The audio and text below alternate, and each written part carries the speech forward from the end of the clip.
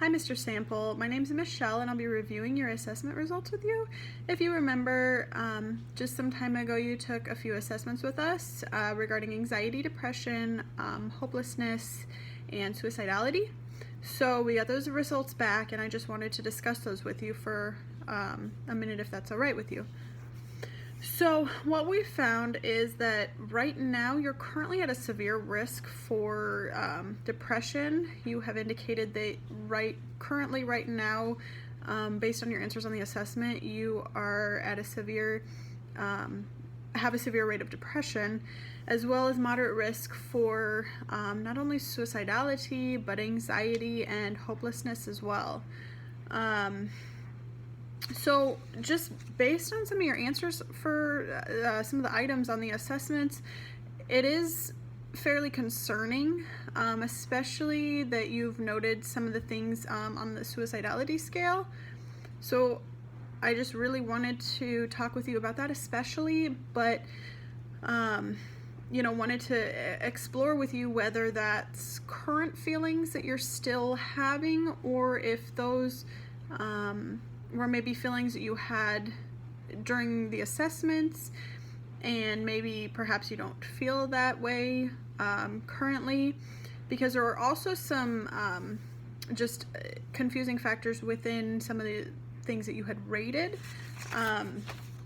You rated that on the depression inventory, you rated the item positively that said that if you had the chance you would kill yourself. However, on the suicidality scale, you marked that you have no desire to kill yourself and that you would save yourself if you had the chance. So just based on some of those differences in answers, I wanted to explore that with you a little bit after I go over some of the other assessments with you, just to see if that's still how you're feeling and see how we can address that immediately, if that's still the case, or maybe have you retake the assessment if perhaps some of the answers were a little bit confusing to you, or whatever the situation was. So you marked some of the items under, like I said, with your depression scale, you are in the range of severe depression. So it's definitely something we want to address, as well as your anxiety. But also the hopelessness scale indicated that you are also at a pretty moderate risk for suicidality as well. So those are all things that we will want to address through ongoing treatment. But just some of the things that I wanted to go over that were a little bit more concerning, and just let you know what led me to the decision of deciding that ongoing treatment would be a good option for you, were that, especially on the suicidality scale, as I noted, you said that you have no desire to kill yourself and that you would save yourself if you were in a life-threatening situation. However, some of the other items that you marked on the suicidality scale were you have a moderate to strong wish to live, and that you've never attempted suicide. Your reasons for dying or living are about equal. So we want to just get you to the point where you have no suicidality whatsoever, which I'm sure you also would like to get to that point. So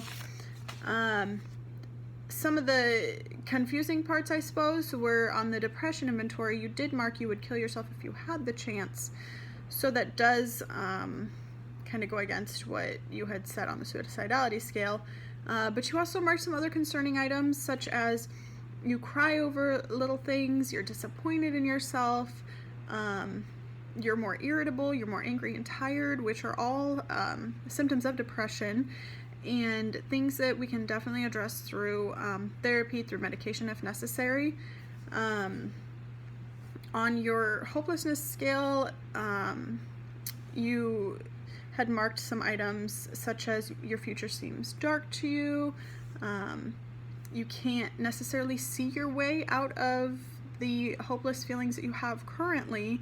So that's concerning, in that your future outlook is just a little bit bleak right now, which makes sense if you are at the severe risk for depression, as well as that moderate anxiety. Those together are definitely going to give you some of those hopelessness, anxious feelings, in addition to those depressed feelings of, crying, not being able to sleep very well, not being able to get out of bed, on the other hand, being sad all the time, being kind of listless and hopeless. So those are just some of the concerning items that I had noted on the assessments, and so those are things that we'll address with you.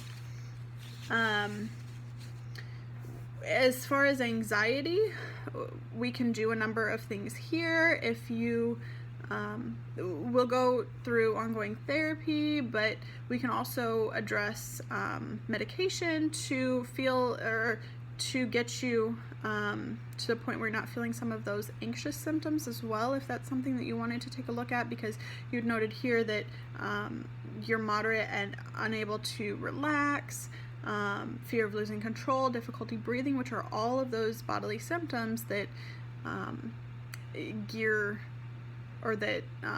indicate anxiety. So those are, I'm sure, some things that you would like to eliminate from your life as well. So those are some things that kind of immediately we can take care of, in addition to addressing some of your feelings of hopelessness, some of the things that future-wise you don't feel